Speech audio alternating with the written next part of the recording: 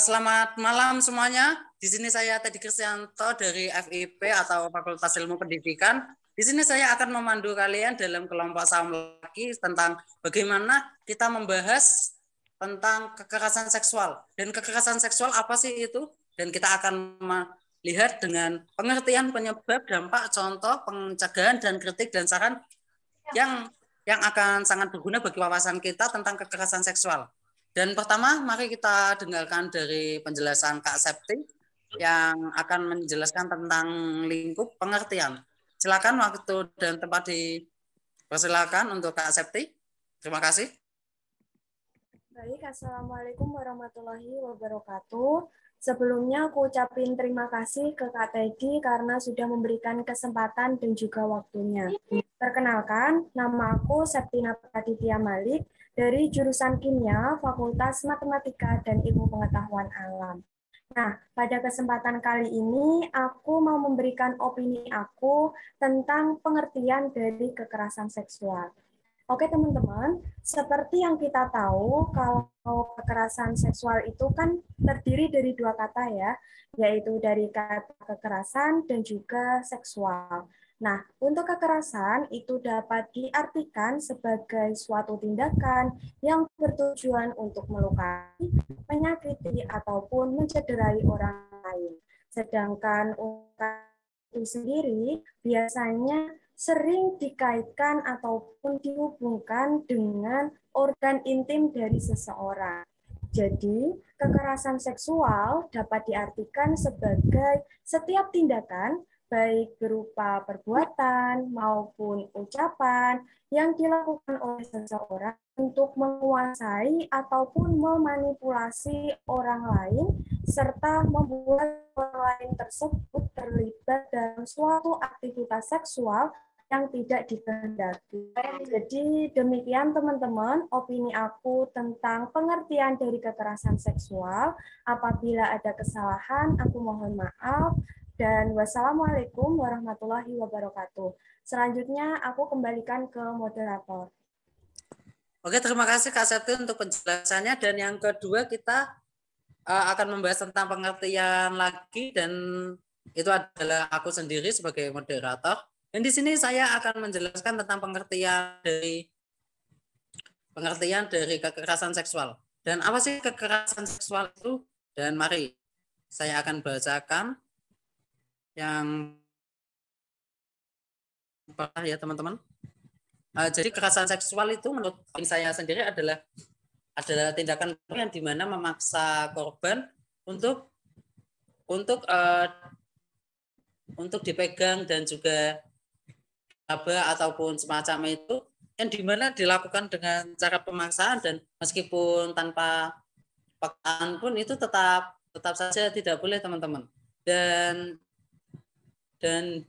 kekerasan seksual itu sendiri sangat berbahaya menurut aku sendiri, dan itu sangat tidak boleh sih menurutku. Emang hukumnya tidak boleh. Nah, seperti itu. Dan aku akan menjelaskan tentang gimana sih pengertian dari ahli-ahli. Yang pertama dari sebentar ya teman-teman, dari komunitas perlindungan perempuan, yang dimana ia mengatakan bahwa kekerasan seksual ada sebentar teman-teman. Kekerasan seksual dari komunitas perempuan yang dilansir dari Rika Rosvianti mengatakan bahwa kekerasan seksual adalah setiap tindakan berupa ucapan maupun perbuatan yang dilakukan seseorang untuk menguasai atau memanipulasi orang lain serta membuat terlibatnya adalah aktivitas seksual yang tidak dikehendaki oleh korban. Dan mungkin itu saja yang bisa saya sampaikan dari pengertian dari kekerasan seksual. Dan selanjutnya kita membahas tentang pengertian yaitu Kak Ratna. Untuk waktu bisa dimulai dari 2 menit atau kurang juga boleh, dan tempat dipersilahkan Kak Ratna. Maka Bismillahirrahmanirrahim. Assalamualaikum warahmatullahi wabarakatuh. Sebelumnya saya berterima kasih atas kesempatan yang telah diberikan kepada saya.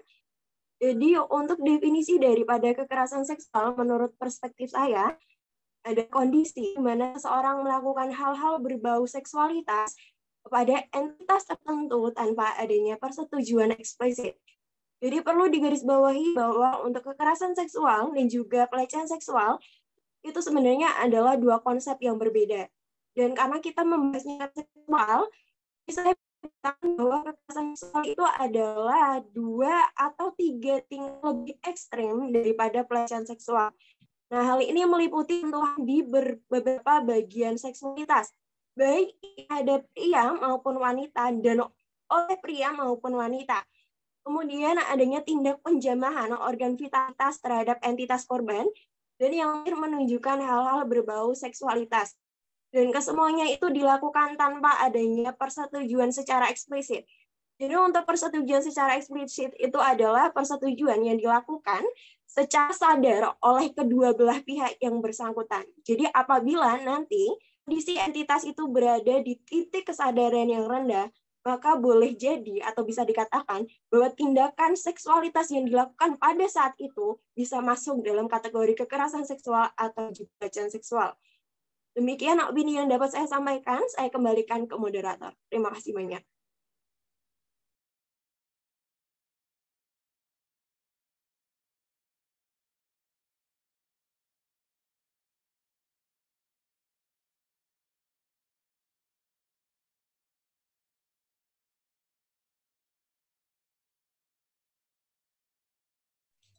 Maaf Kak, Permisi. mikrofonnya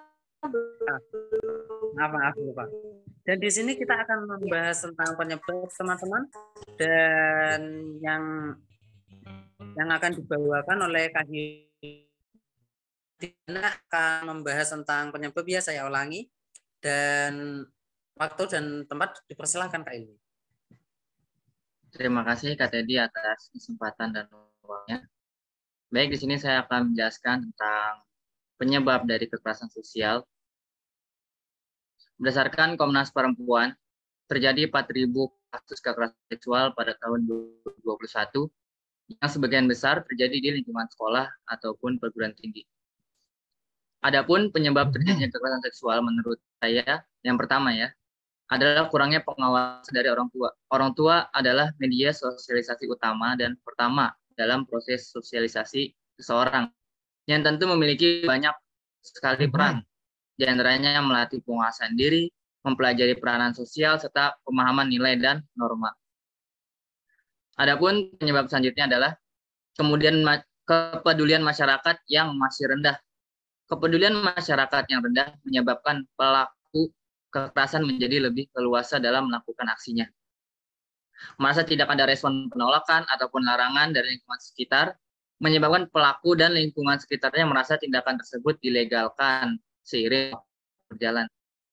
Berdasarkan KPPA nomor 2020, dari 419 kasus kekerasan sosial yang terjadi, 60% pelakunya adalah teman ataupun kerabat dari korban, dari lingkungan sekitar korban. Mungkin itu yang bisa saya sampaikan. Terima kasih Kak Teddy atas waktunya. Saya kembalikan ke moderator. Oke, terima kasih Kak Hilmi untuk penjelasannya tentang penyebab. Dan selanjutnya kita akan membahas tentang opini dari Kak Nadira tentang penyebab ya. Dan di sini waktu dan tempat dipersilakan Kak Nadira. Terima kasih. Baik, terima kasih sebelumnya kepada moderator atas waktu dan tempatnya. Sebelumnya, Assalamualaikum warahmatullahi wabarakatuh. Perkenalkan, nama saya Nadira Hinta Prasetya dari Fakultas Ilmu Keolahragaan. Di sini saya akan menyampaikan opini saya tentang penyebab dari terjadinya kekerasan seksual. Yang pertama itu adalah biasanya karena korban mudah ditaklukkan. Yang kedua itu, pelaku memiliki otoritas atas korban. Kalau bisa diambil contoh itu biasanya atasan yang melakukan kekerasan seksual kepada bawahannya. Yang ketiga itu pernah menyaksikan kekerasan seksual saat masih kecil. Jadi hal tersebut terekam di memorinya sehingga dia ingin melakukan hal tersebut saat sudah dewasa. Yang keempat yaitu memiliki fantasi seksual yang tinggi, dan yang kelima adalah memiliki hasrat yang tinggi. Tetapi sayangnya hasrat ini tidak bisa tersalurkan dengan baik. Mungkin segitu aja pendapatku tentang penyebab dari terjadi kekerasan seksual. Waktu dan tempat saya kembalikan kepada moderator. Oke, terima kasih Kak Nadira untuk penjelasannya tentang penyebab. Dan selanjutnya teman-teman kita akan membahas tentang penyebab lagi karena ini masih dalam lingkup penyebab. Dan kita akan mendengarkan tentang opini dari Kak Norma Yosinta. Terima kasih untuk Kak Norma Yosinta untuk waktu dan tempat. Dan dipersilakan.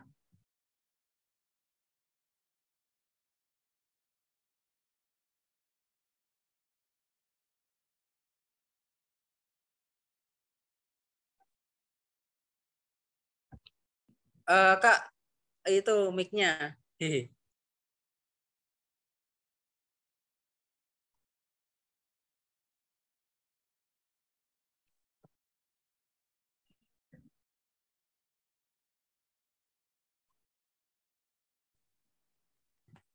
Kalau misalnya kesusahan, nah keluar sih. Nah, thanks.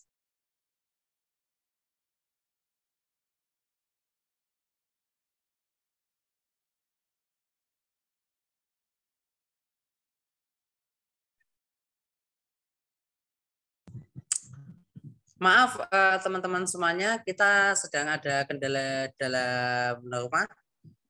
Mungkin tunggu sebentar teman-teman. Oke. Jadi agak molor. Maaf ya.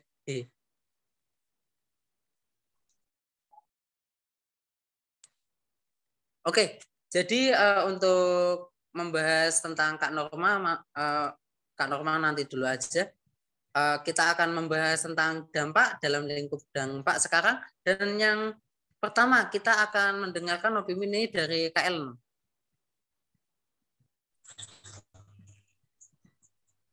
Oke, terima kasih Kak Ellen. Waktu dan tempat dipersilakan Kak Ellen.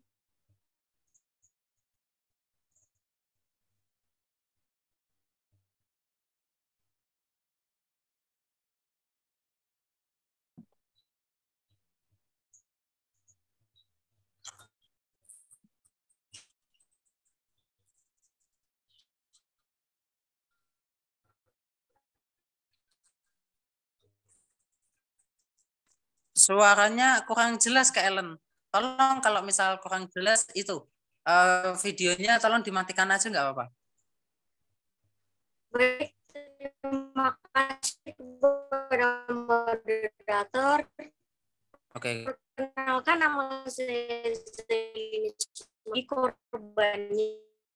Dampak pelecehan seksual terhadap psikis korbannya tidak main-main. Tidak sedikit dari mereka yang mengalami trauma.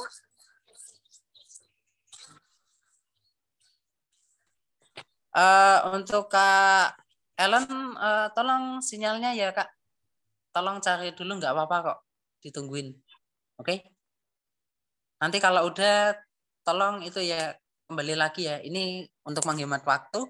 Kita akan mendengarkan opini dampak dari Kak Latifah. Tolong Kak Latifah untuk tempat dan waktunya dipersilakan.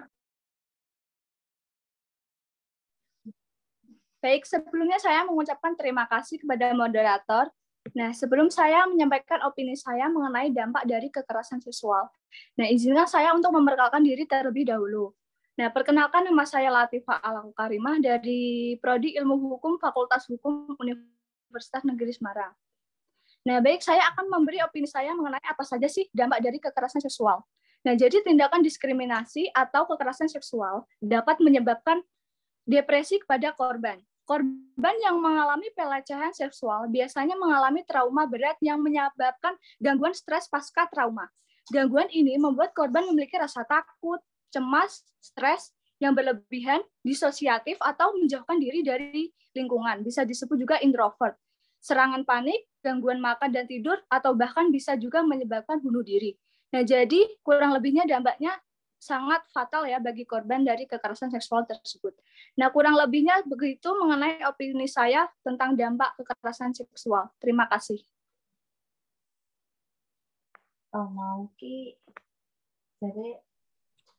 Oke, terima kasih penjelasan tentang dampaknya Kak Latifah. Dan sekarang kita akan memberitahu kalian semua tentang bagaimana sih contoh-contoh atau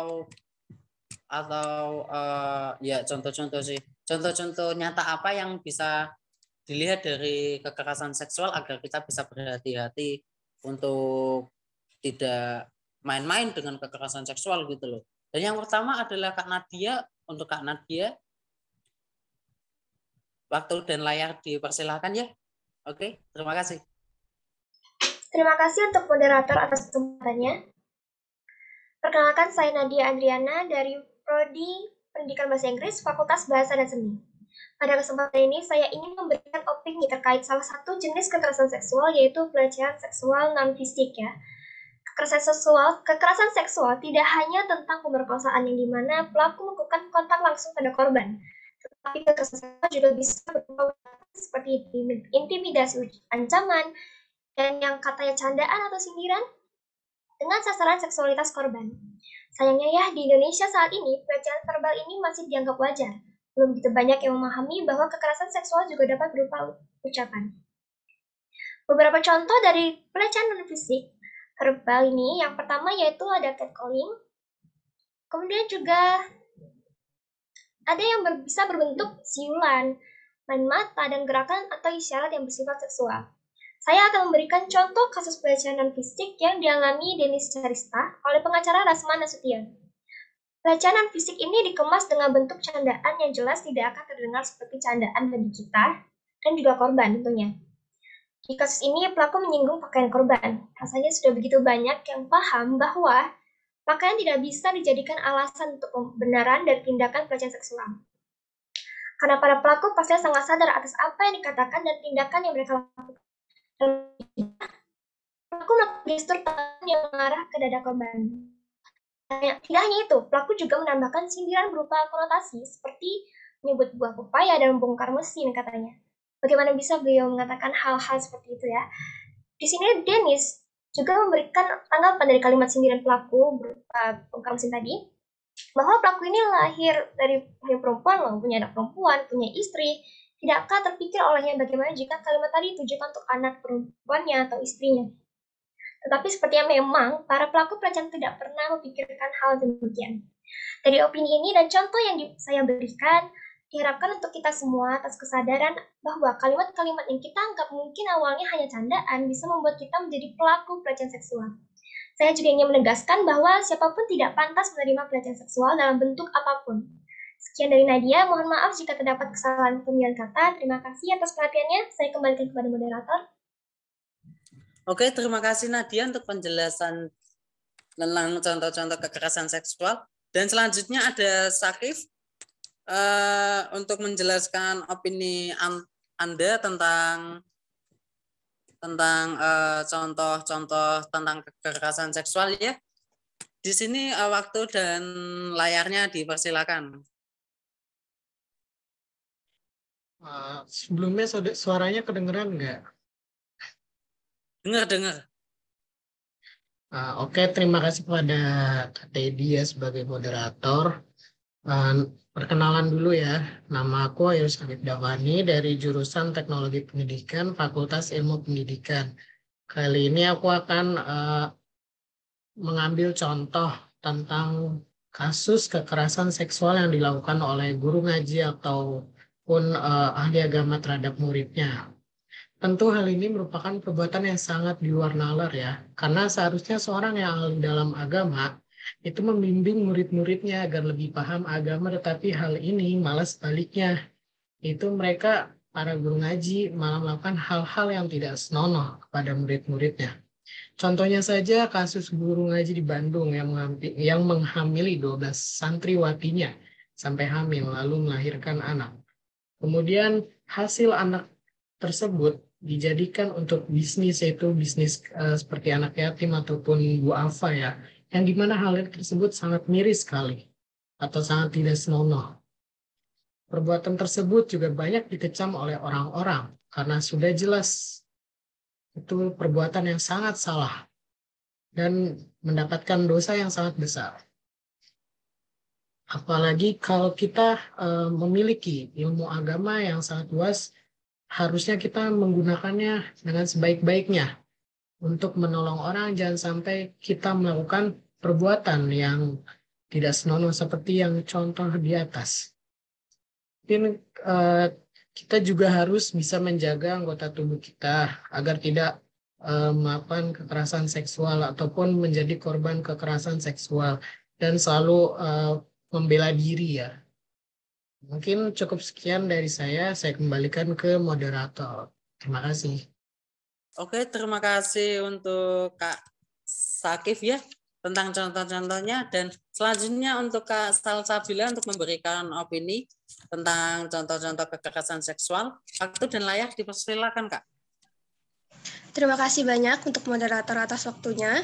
Halo semuanya, saya Salsabila Balkis Aliatul Muna dari Prodi Pendidikan Bahasa Inggris, Fakultas Bahasa dan Seni. Di sini aku mau kasih contoh sedikit tentang kekerasan seksual yang terjadi di masyarakat, khususnya kekerasan seksual yang terjadi pada laki-laki atau lelaki dewasa. Sebenarnya hal ini cukup tabu di masyarakat kita. Stigma toxic masculinity yang ada di masyarakat menyebabkan masyarakat menjadi yakin bahwa laki-laki tidak akan mengalami kekerasan seksual karena mereka dianggap kuat untuk melawan sang pelaku seksual. Jika diteliti, ada beberapa kasus yang sempat ramai diperbincangkan di masyarakat.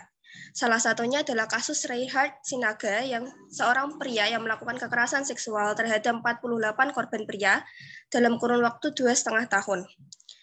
Nah, ia melakukan perbuatan tersebut dengan cara merayu dan memberikan obat bius untuk melumpuhkan korban.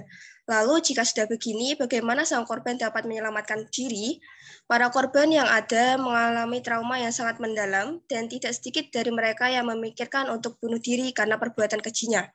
Maka dari itu, menurut saya, kekerasan seksual itu dapat terjadi kepada siapapun dan tidak terbatas oleh gender yang ada. Dan masyarakat Indonesia harus tetap waspada dan sedikit memberikan perhatian lebih terhadap kekerasan seksual yang terjadi kepada laki-laki dan tidak mengabaikan kasus ini. Sekian opini dari saya. Terima kasih banyak. Saya kembalikan ke moderator. Oke, terima kasih untuk Kak Salsabila. Di sini aku ingin beritahu kepada teman-teman yang sedang melihat, untuk Kak Agung, kalau misal, ya udah nggak jadi. Maaf teman-teman mengganggu aktivitasnya. Yang pertama kita akan membahas tentang pencegahan ya lingkupnya. Yang pertama adalah Kak Agung untuk membahas tentang syarat tentang pencegahan kekerasan seksual. Waktu dan tempat dipersilakan Kak Agung.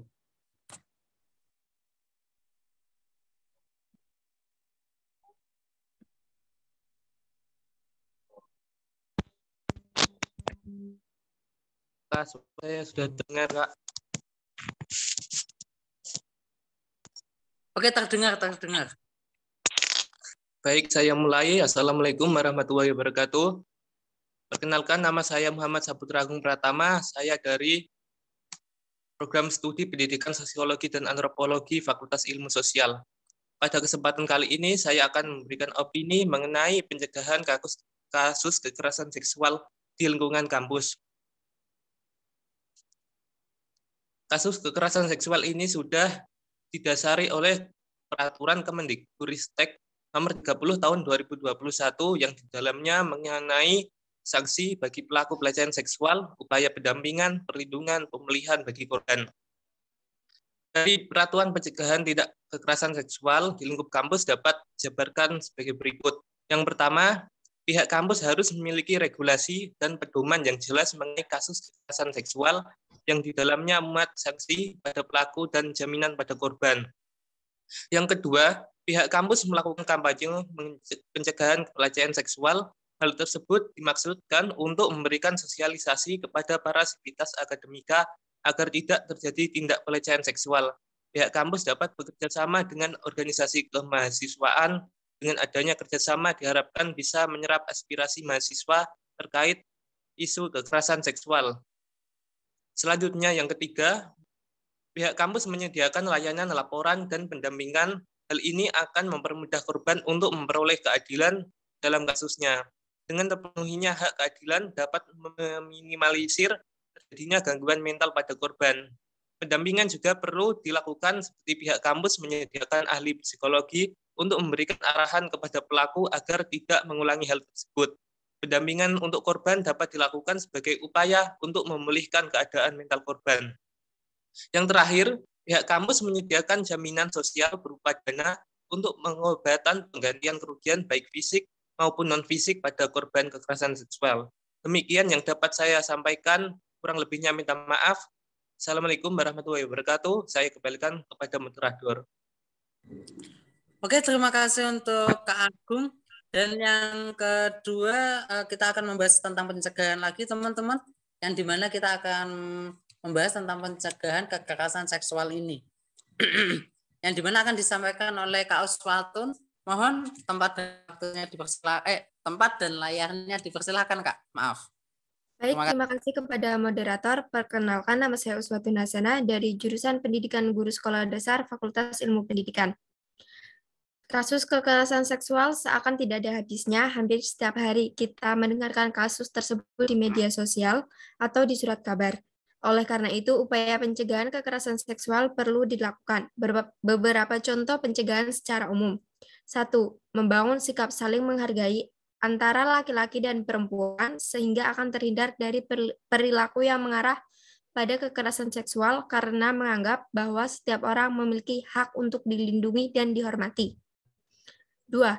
Pembuat kebijakan pun harus segera menjadikan pendidikan seks sebagai suatu pelajaran wajib karena dapat dilihat bahwa masih maraknya kasus kekerasan seksual. Dengan adanya pendidikan seks ini, maka akan membentuk suatu pemahaman yang sama akan bahaya dan dampak yang ditimbulkan dari kekerasan seksual.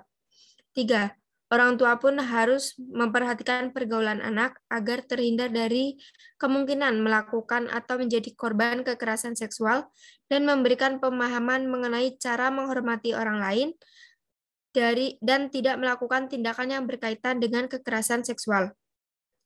Adapun pencegahan yang dapat kita terapkan. 1. Jangan percaya penuh kepada orang. 2. Bersikap tegas. 3.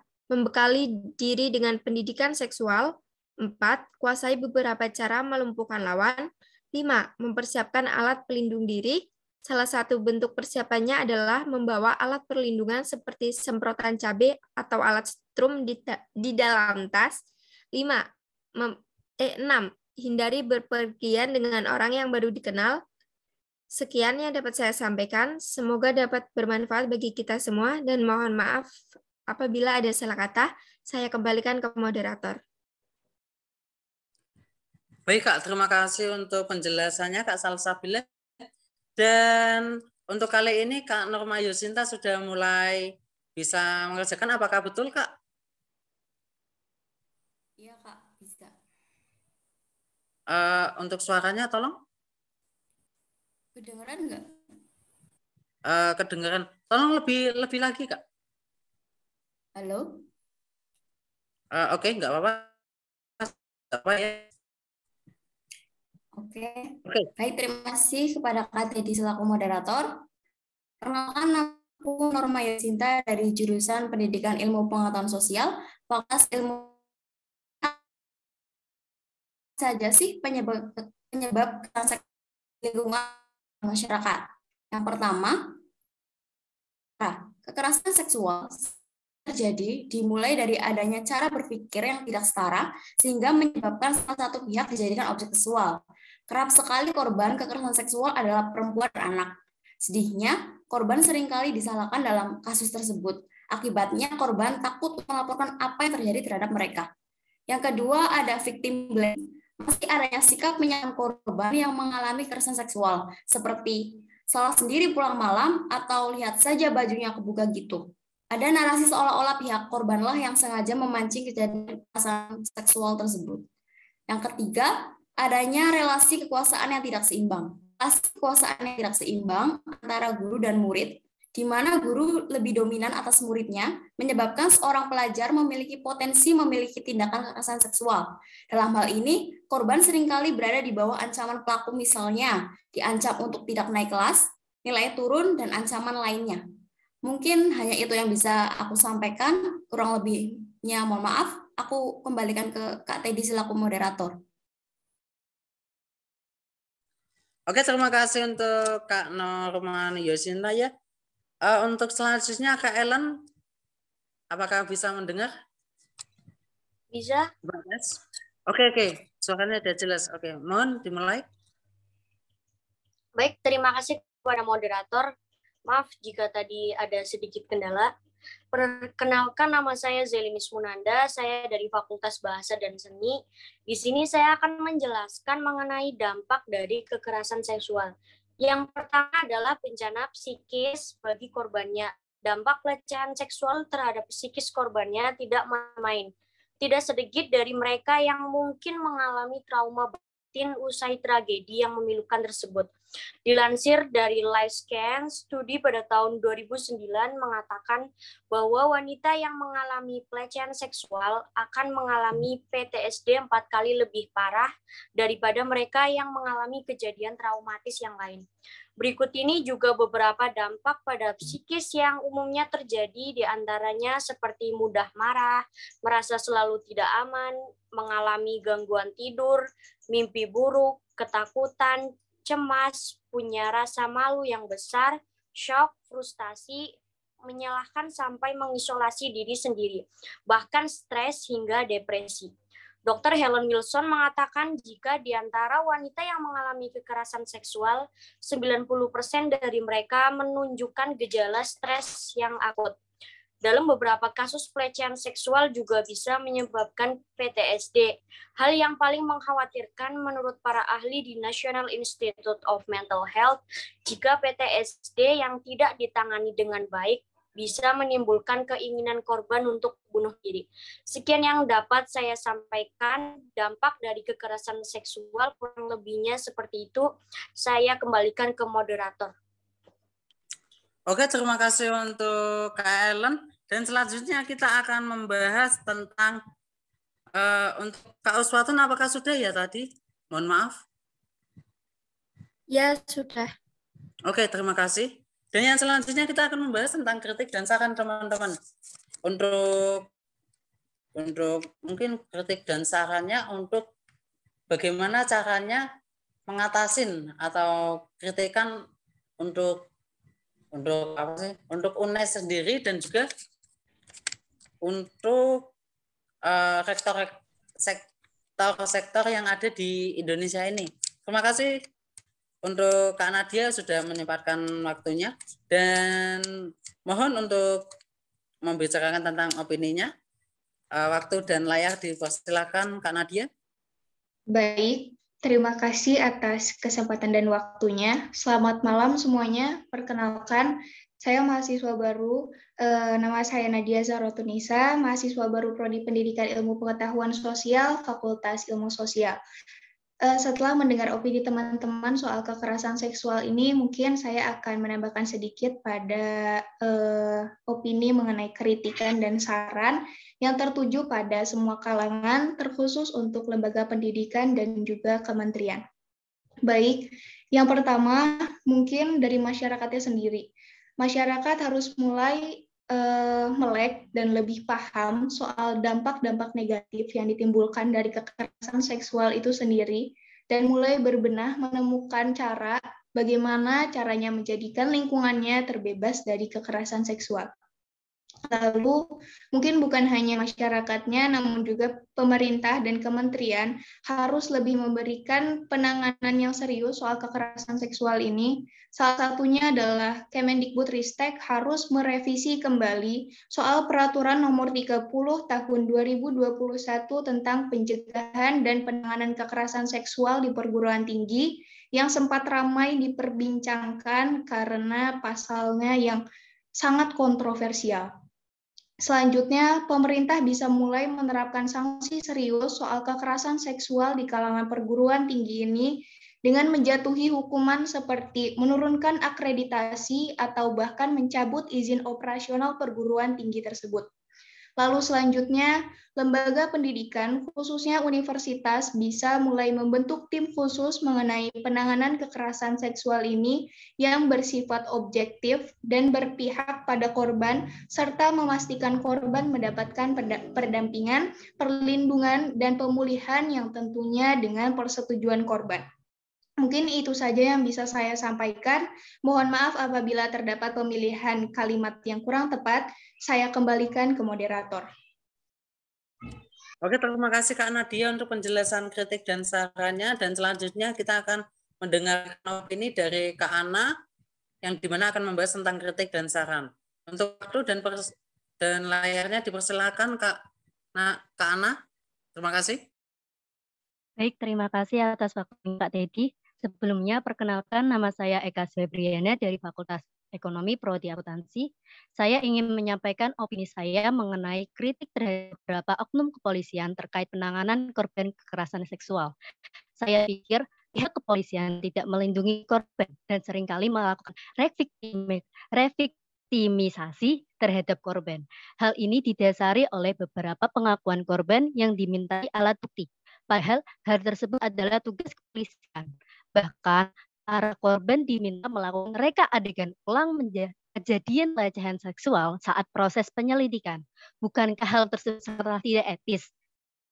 Ketika korban yang masih memiliki trauma fisik dan psikis diminta mengulang kembali sumber traumanya. Dan apabila korban tidak bisa melakukannya, maka pelaku pelecehan tersebut akan terus berkeliaran bebas, adanya secuil penyesalan. Jadi, polisi membela pelaku atau korban. Sekian dari saya kembalikan kepada moderator. Terima kasih.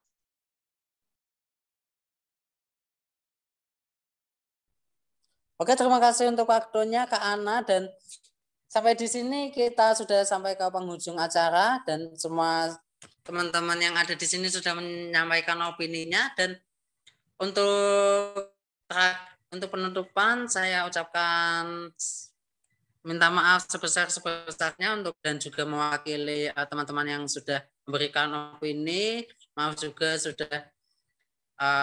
sudah salah kata dan juga masih ada kekurangan yang ada di diri kita, dan mohon dimaklumi. Dan selamat malam. Assalamualaikum warahmatullahi wabarakatuh. Salam sejahtera, Om Swastiastu, dan Namo Buddhaya.